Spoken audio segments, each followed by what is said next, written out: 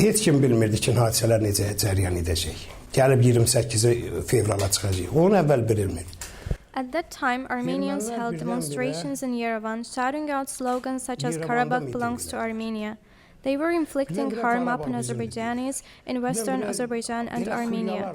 Tensions escalated when Armenians killed Azerbaijanis in Gafan on February 14 and 15, 1988. No one in Sumgayit was aware about the inflictions. Mass media was writing nothing.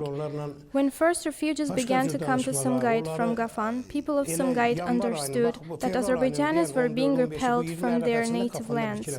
A large crowd of people began to gather in streets in order to get detailed information. Series of rallies were held on February 24 and 25. The incendiary remarks were passed and provocative acts were committed during the rallies. How could we know that they were preconditioned Armenian saboteurs? During those pogroms, Armenians killed one another.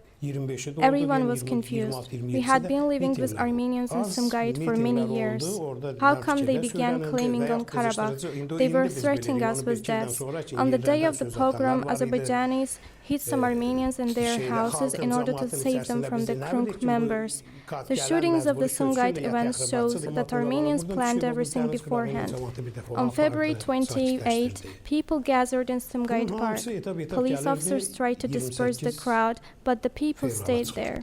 Later, firefighters came and hit the people with water cannons. The crowd had to leave. The city was wrapped in black smoke. I got dressed and went out. I saw the police car was on fire. At night, at around 9 and 10, the Russian soldiers came to the scene with Ural cars. On February 29, the curfew was imposed in the city.